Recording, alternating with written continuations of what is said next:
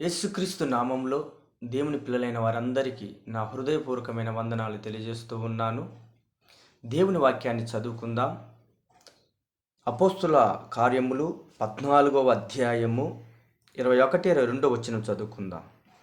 వారు ఆ పట్టణములో సువార్త ప్రకటించి అనేకులను శిష్యులుగా చేసి తర్వాత లుస్రాకును, ఇకోనియాకును, అంతియొకయకును తిరిగి వచ్చి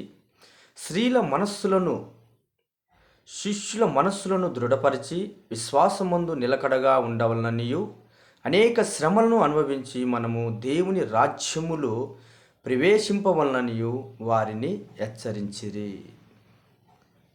ప్రియ దేవుని బిడ్డలారా, మనము అపోస్తుల కార్యము 14వ అధ్యాయము 21, 22 వచనం చదువుకున్నాం. ఇక్కడ బర్నబాయు అపోస్తులైన పౌలు అనేక మంది శిష్యులను చేసి వారితో అనేక మాటలు వారు హెచ్చరించారు, వారికి చెప్పారు. అయితే ఇక్కడ ప్రాముఖ్యంగా వారితో చెప్తున్న మాట, శిష్యులను దృఢపరిచి విశ్వాసమందు నిలకడగా ఉండాలి. మనం అనేక శ్రమలు పొంది దేవుని రాజ్యంలో ప్రవేశించాలి. ప్రియ నా దేవుని బిడ్డలారా, ఈ లోకంలో దేవుని పిల్లలైన వారందరికీ అనేక శ్రమలు వస్తాయి కూడా.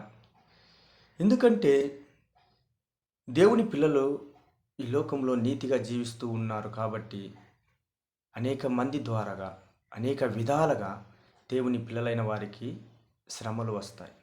కాబట్టి మనము దేవుని నిమిత్తము, పరలోక రాజ్యం నిమిత్తం మనము అనేక శ్రమలు పొందేవారిగా ఉండాలి. అయ్యో, నేను దేవుని నమ్ముకున్నాను, దేవుని దగ్గరికి పోతున్నాను, ఆయన దగ్గరికి పోతే ఏ శ్రమలు రావనుకున్నాను, నాకు ఆశీర్వాదాలు దీవెనలు వస్తాయి అనుకున్నాను, నేను బాగుంటాను అనుకున్నాను, నేను, నా కుటుంబము, నా పిల్లలు, నా భర్త సంతోషంగా ఆనందంగా ఉంటాము, ఏదో నా పిల్లలకు ఉద్యోగం వస్తుంది, లేకపోతే ఏదో మాకు ఆరోగ్యకరంగా మేము ఉంటాము అని ఒకవేళ మీరు అనుకుని ఉండవచ్చు. కానీ ప్రియ దేవుని బిడ్డలారా, ఈ లోకములో దేవుడు కేవలము ఆశీర్వాదం మాత్రమే కాదు, దేవుడు ఇస్తాడు, ఆశీర్వాదాలు ఇస్తాడు, దీవెనలు ఇస్తాడు, బైబిల్లో ఉంది ఇస్తాను అని. కాబట్టి అవి మాత్రమే కాదు, దేవుని కోసము, మన ఆత్మ రక్షణ కోసము, ఆ రాజ్యము సంపాదించుకోవడానికి కోసము ఈ లోకములో దేవుని బిడ్డలైన వారికి కొన్ని శ్రమలు వస్తాయి. అయితే అవి మనం సహించేవారిగా, ఓర్చుకుండేవారిగా, ఎదిరించేవారిగా, దేవుని కోసం నిలబడేవారిగా మనం ఉండాలి. శ్రమలు వచ్చినప్పుడు కుంగిపోకూడదు, బాధపడకూడదు, ఇబ్బంది పడకూడదు, నిలబడి జయించాలి. మనము నిలబడాలి శ్రమలలో. అందుకే అనేక శ్రమలు మనం అనుభవించి ఆ రాజ్యమును సంపాదించుకోవాలని రాయబడింది. మనము ఇరుకు మార్గంలో మనము పోతూ ఉన్నాము. ఇరుకు మార్గము అది జీవ మార్గము. ఆ జీవ మార్గంలో మనం నడుస్తూ ఉన్నప్పుడు ఈ జీవ మార్గంలో కొన్ని సాతాను ద్వారా శ్రమలు వస్తాయి, కొన్ని సొంత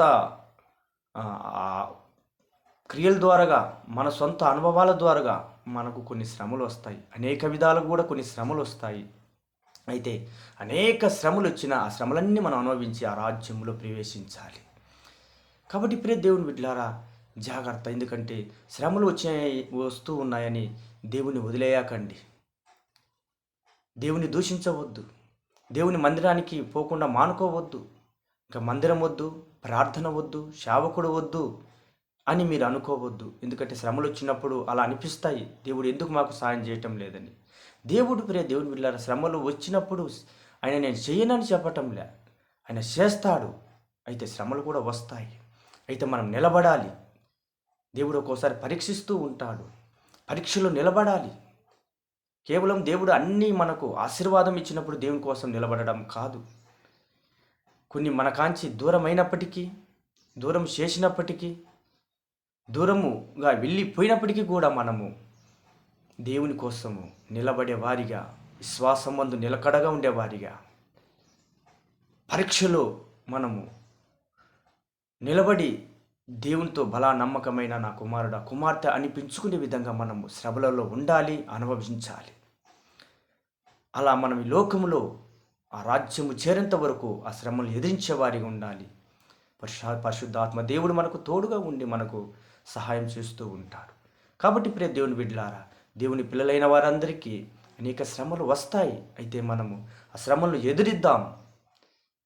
ఎదిరిద్దాము కానీ మనం కృంగిపోకూడదు, బలహీనపడకూడదు. ఏడ్చుకుంటా మనము కూకొని మందిరానికి వెళ్ళకుండా, ప్రార్థనకు వెళ్ళకుండా, ప్రార్థన చేసుకోకుండా, వాక్యాన్ని చదువుకోకుండా మనము ఇంట్లో కూర్చొని కుంగిపోకూడదు ప్రియ దేవుని బిడ్డలారా. అందుకే ఇక్కడ అంటున్నాడు అపోస్తలుడైన పౌలు, బర్నబా శిష్యులను, అనేక మంది శిష్యులను చేసి వారితో హెచ్చరిస్తూ ఉన్నాడు. మనం అనేక శ్రమలు పొంది ఆ రాజ్యమును సంపాదించుకోవాలి. అపోస్తలుడైన పౌలు కూడా ప్రియ దేవుని బిడ్డలారా అనేక శ్రమలు వచ్చాయి.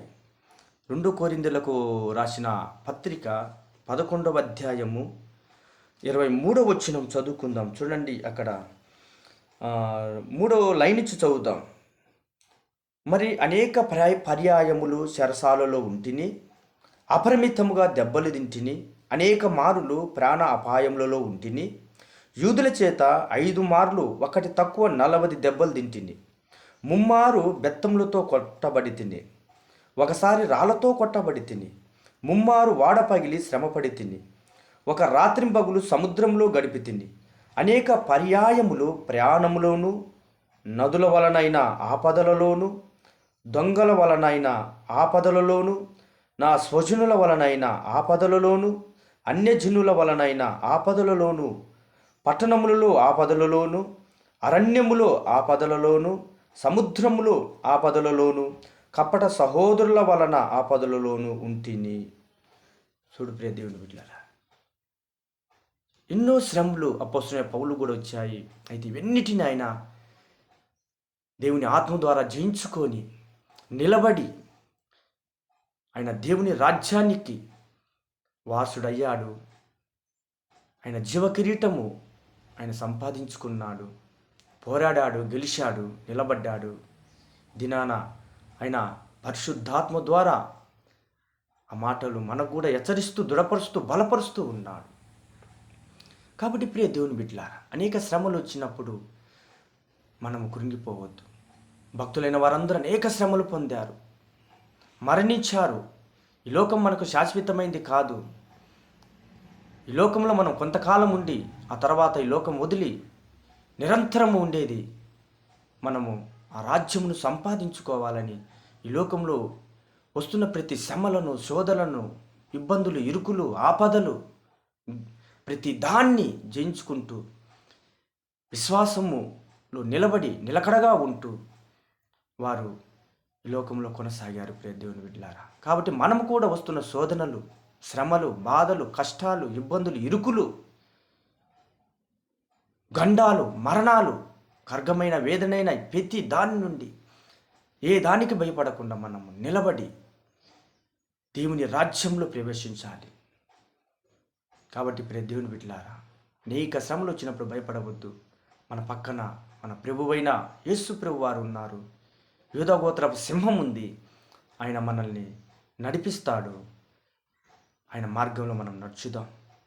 అయితే ప్రియ దేవుని బిడ్డలారా, మత్తయి సువార్త 5:10 వచనంలో 5:10 వచనం ఒకసారి చదువుకుందాం. 5:10 వచనం ఒకసారి చదువుకుందాం.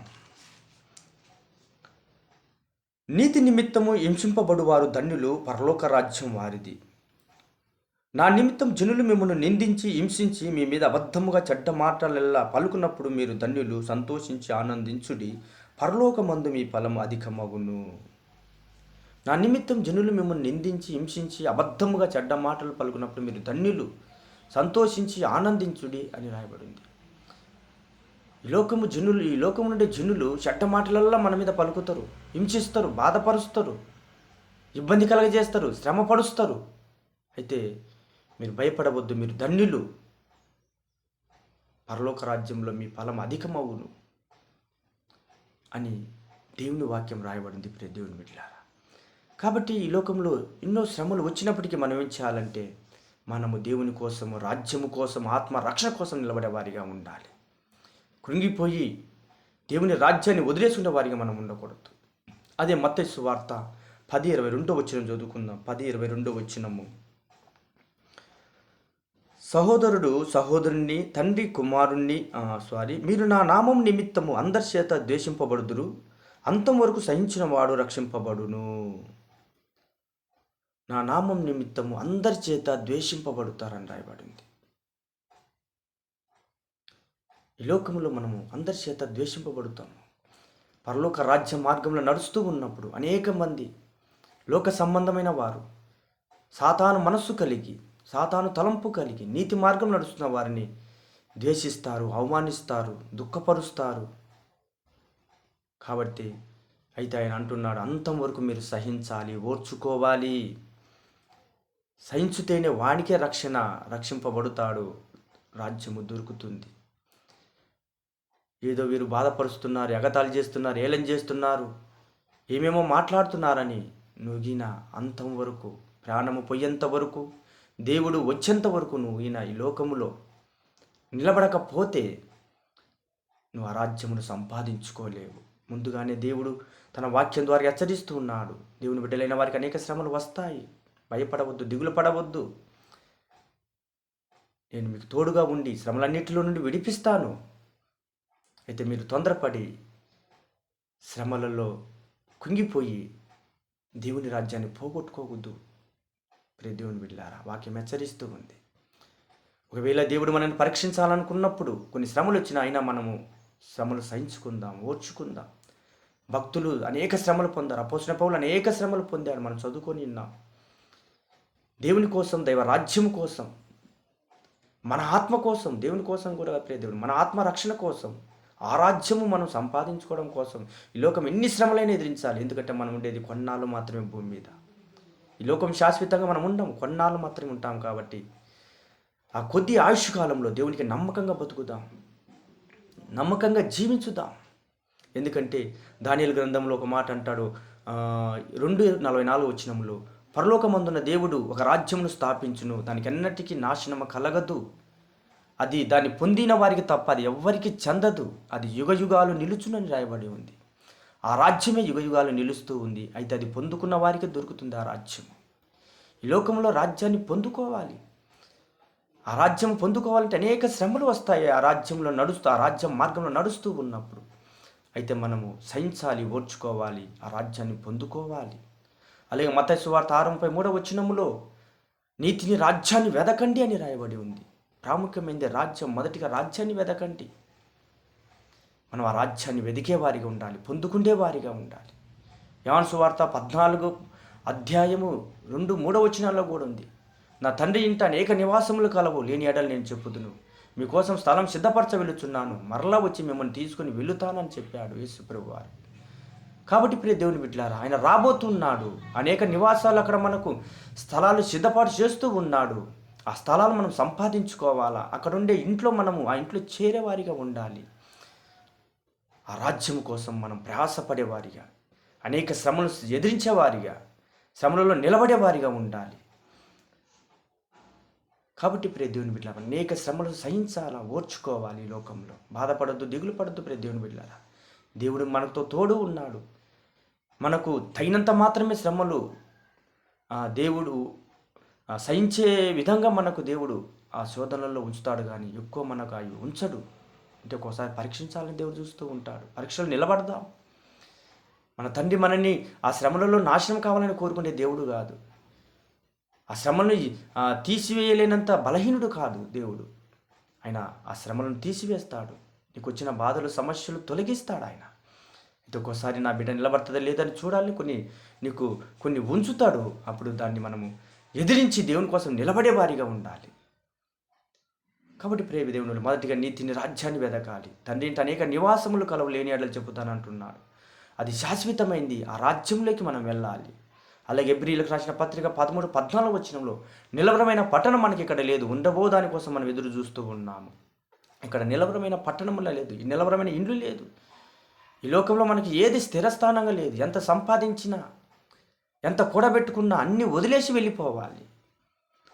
ఈ లోకంలో నుండి మనం ఏది చేతితో పట్టుకొని పోవడానికి వీల్లేదు. దిగంబరిగా వచ్చాము, దిగంబరిగా వెళ్ళిపోవాలి.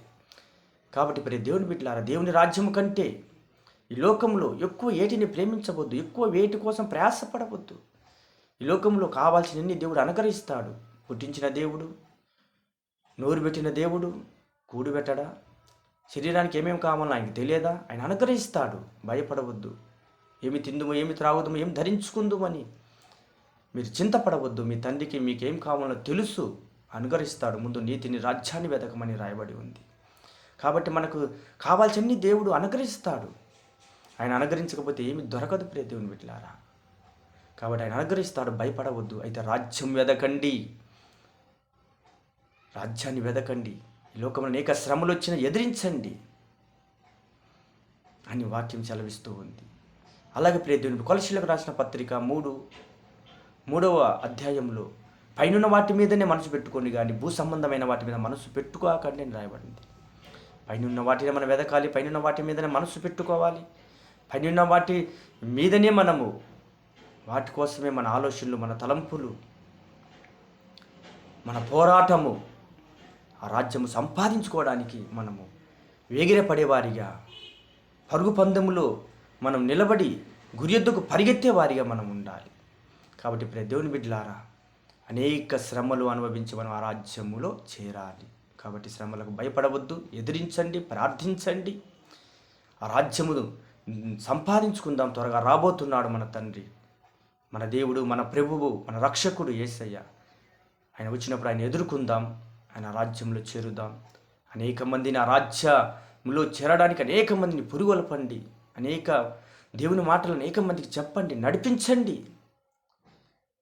దేవుని పిల్లలమైన మనము దేవుని మాటలు చెప్పి అనేక మందిని రక్షించకపోతే ఇంకా ఎవరు రక్షిస్తారు? ఆయన పిల్లలమైన మనమే ఆయన పని చేయాలి. అందుకంటారు, అందరితో తమ సొంత కార్యంలో చూసుకుంటున్నారు కానీ యేసుక్రీస్తు కార్యంలో చూడరు అని రాయబడింది. కాబట్టి దేవుని కార్యాలు కూడా చూద్దాం, మన కార్యాలు కూడా చేసుకుంటూ దేవుని కార్యాలు చూద్దాం. దేవుడు యొక్క వాక్యము దీవించి ఆశీర్వదించునుగాక. ఆమేన్.